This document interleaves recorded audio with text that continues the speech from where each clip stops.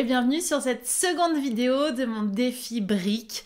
21 jours pour vous délivrer du contenu et j'ai décidé de vous faire 21 vidéos autour du développement personnel, de la santé, de tout ce qui touche nos vies au quotidien et que je vais passer au filtre du courage et de la sincérité. Je m'appelle Joy Richez et on se retrouve aujourd'hui pour l'épisode 2. Alors, comme la tradition le veut, oui parce qu'une tradition naît au bout de 2 fois, je vais prendre un sujet que vous m'avez suggéré sur Instagram pour pouvoir réaliser la vidéo du jour. Aujourd'hui, je vais aborder l'alimentation. Alors, je le rappelle, je suis là pour vous délivrer mon regard sur une thématique et ce n'est que ma réalité, ce n'est pas la vérité absolue. Et l'objectif, c'est tout simplement de vous permettre d'élargir vos horizons, vos questionnements autour de cette thématique. Alors, mon point de vue sur l'alimentation, c'est que c'est un sujet bien trop peu abordé, pardon. J'ai commencé par avoir une alimentation lambda, comme monsieur et madame tout le monde.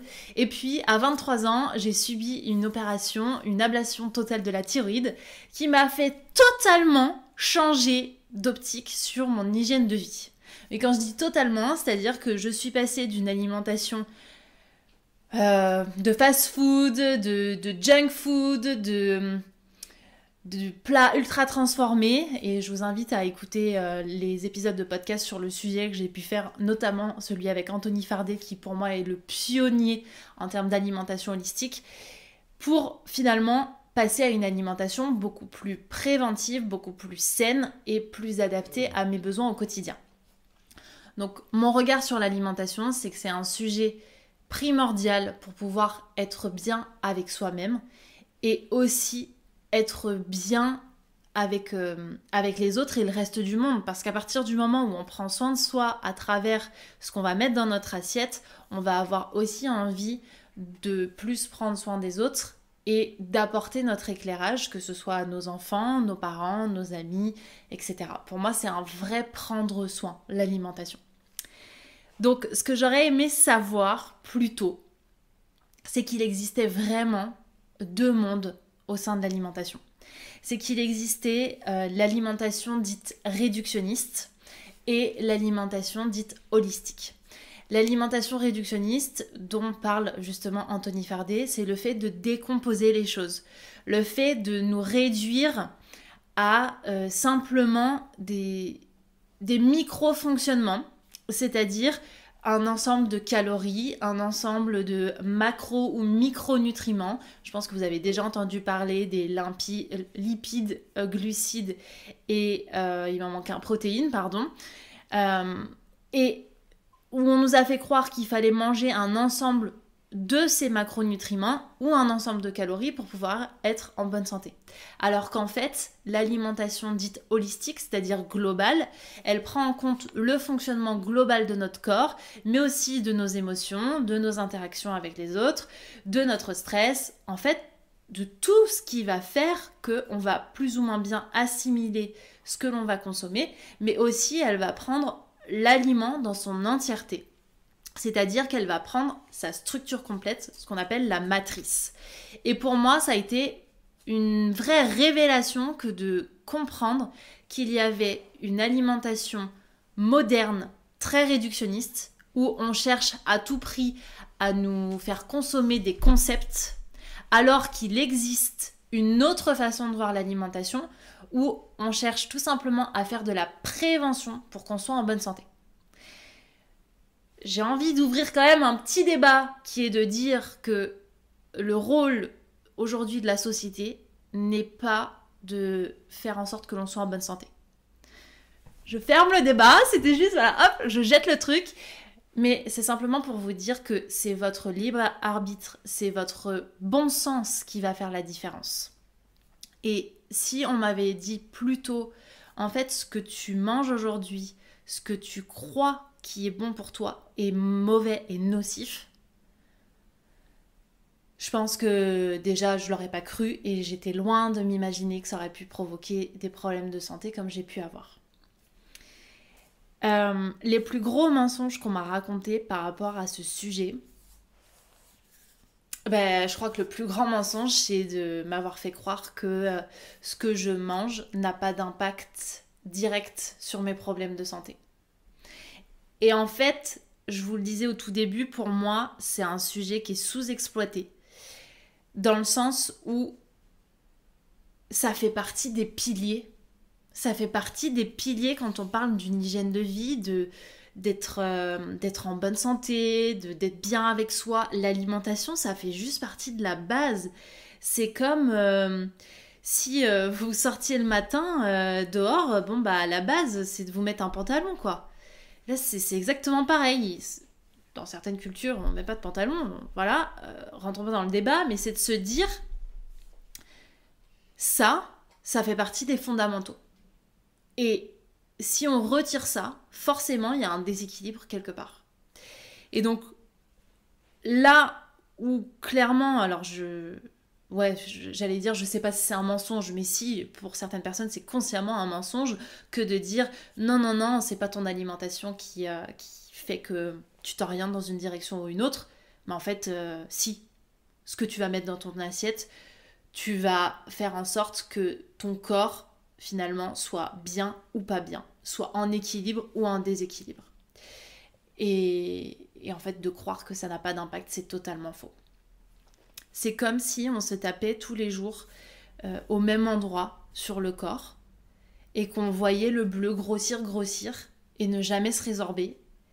Et on se disait, mais non, en fait, c'est pas du tout parce que je tape, c'est comme ça, quoi. Alors qu'en fait, vous faites quelque chose tous les jours, de façon récurrente. Là, en moyenne, on mange entre 1 et 5 fois par jour et on pense que ça n'a pas d'impact. Mais redescendons, en fait, un petit peu sur Terre, remettons de la logique dans ce qu'on fait.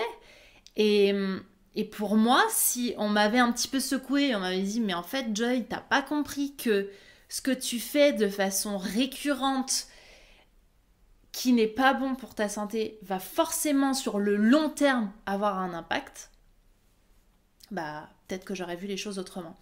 Donc, encore une fois, c'est essayer de voir les choses sous un angle beaucoup plus large, beaucoup plus holistique pour le coup, et de se dire que ce que vous consommez aujourd'hui n'a peut-être pas un impact immédiat, mais sur le long terme, ça en aura un.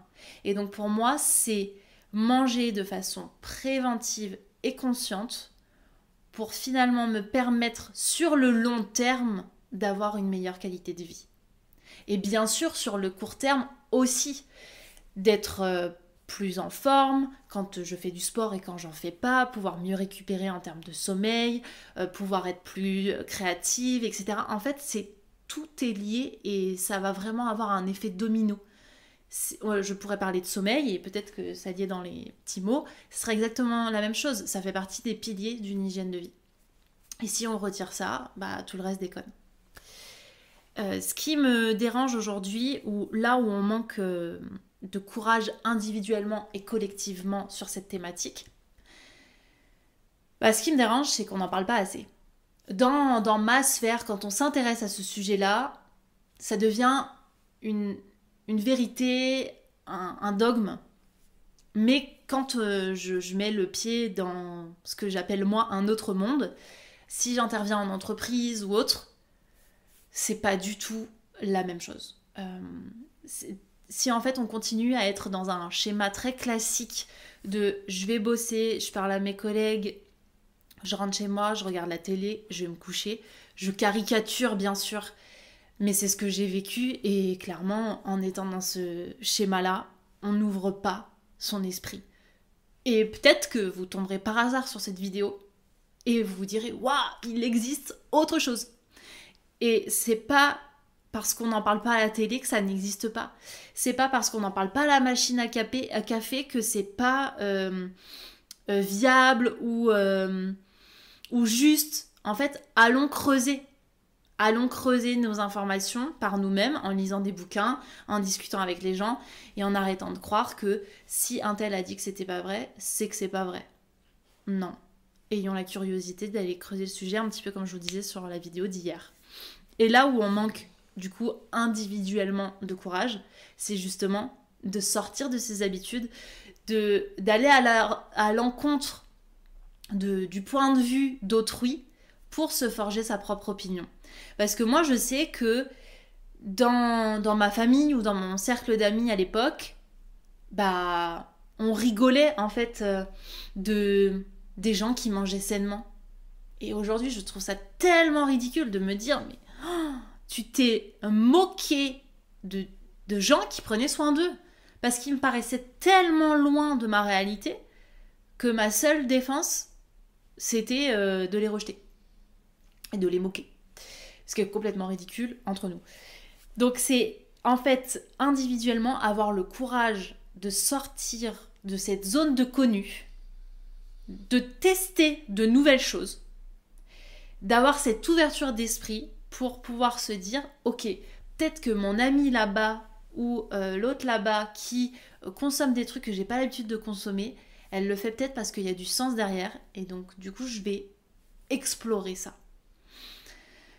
Et collectivement, en fait, ça serait aussi d'assumer qu'on fait pas comme tout le monde et qu'on fait des choix qui nous semblent pertinents. Et pour moi, collectivement, ça commence par son cercle amical et son cercle familial. Si vous avez, je sais pas, un régime alimentaire, mais pas un régime au sens strict pour perdre du poids, un régime végétarien, végétalien ou sans aliments de merde, ça marche aussi. Et bah juste de le dire au sein des cercles dans lesquels vous êtes, pour que finalement les gens se posent la question, mais pourquoi elle fait différemment ? Et c'est pas un pourquoi pour vous sentir justement mis à l'écart, c'est aussi un pourquoi pour que vous puissiez assumer que vous avez fait des choix qui sont pas les mêmes choix que la meute au départ. Et en fait, je trouve que vraiment collectivement, si tout le monde faisait ça, assumait ses choix, bah on montrerait par l'exemple qu'on peut faire différemment. Donc si je devais le résumer, c'est individuellement d'avoir la curiosité de voir qu'il existe un autre fonctionnement en termes d'alimentation et de tester. Vraiment de tester. Je peux pas dire autre chose.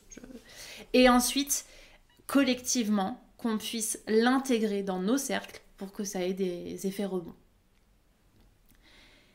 Les besoins pour pouvoir être plus courageux et plus sincère sur le sujet de l'alimentation, selon moi, c'est de donner la parole à ceux qu'on n'entend pas beaucoup et, si possible, la donner un peu moins à ceux qu'on entend beaucoup. Et pour ça, je remets pas en question un système, ça serait bien trop simple. Je pense qu'on peut le faire individuellement.